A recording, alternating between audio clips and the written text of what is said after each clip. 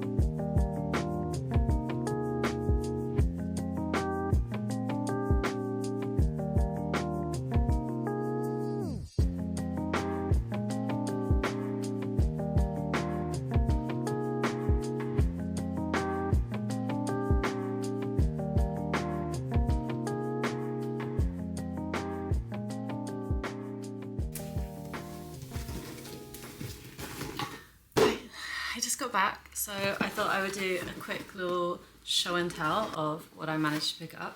My friend's birthday will have passed by the time I managed to edit this, so I'm not worried about spoilers or anything. Initially, I was thinking about getting like a nice bottle of non-alcoholic wine since she doesn't drink, but the cheapest I could find are like 25 quid. That's more expensive than regular wine. So yeah, I kind of thought rather than getting her something that will only last like a day, it might be nicer to get her something that she can use for a while. So I found this fruit bowl. Ta-da! I think the color is so gorgeous and it's like almost like this blown glass material, so it's very shiny and cool to the touch. She also just got this dark wooden dining table, so I think it will just look really nice as a kind of centerpiece, and I really hope she likes it. And the other thing I picked up was this book from Artwords. I just think they have such a beautifully curated selection, so I always go there for inspiration or gifts or even just for myself. This one just has like a lot of life lessons.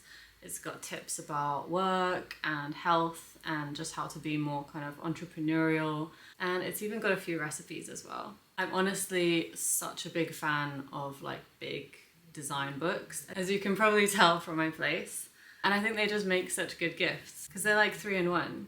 You can read them, you can find inspiration, and they just make for really good home decor, to be honest. I'll be sure to link both of these below, as well as all the stores that I went to, in case you guys want to check them out.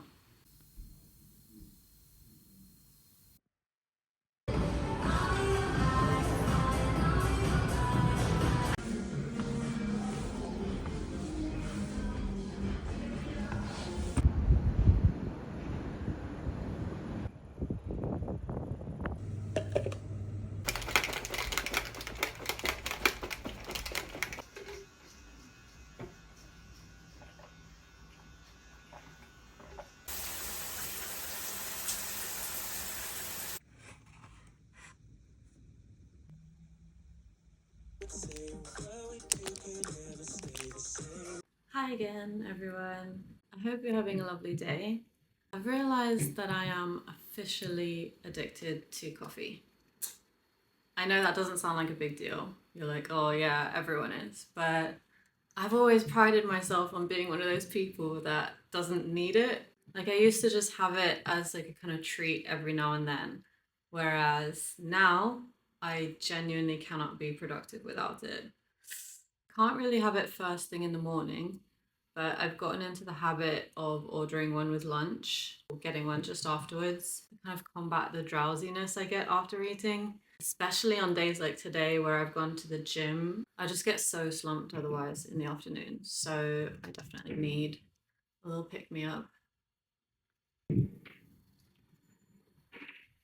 I finished watching One Day recently, and it's such a rogue one for me actually, because I'm not usually a fan of like romance, rom-com type stuff. But honestly, this one took me by surprise. It was almost kind of uncomfortable actually, just because it feels so relatable, especially given the UK context. I think most people here have probably encountered a similar dynamic at some point. I even cried towards like the middle or the end, which is so unlike me. But the whole thing just really captures this like feeling of like man.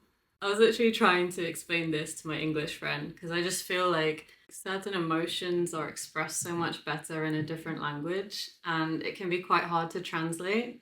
I guess it's just like heavy-hearted or like bleak or just like this sense of longing, but also an acceptance that things can't work out the way that you envisioned it. Ugh, look at me all in my feels.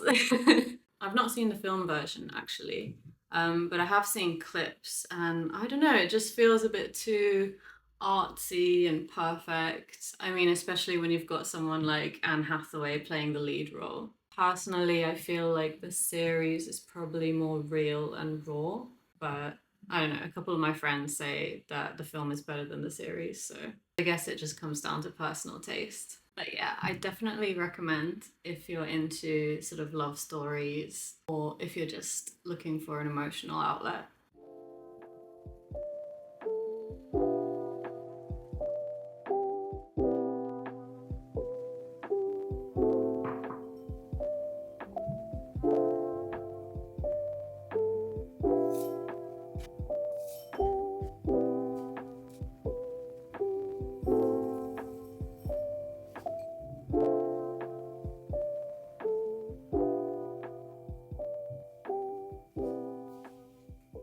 大家早，我今天来讲中文好了。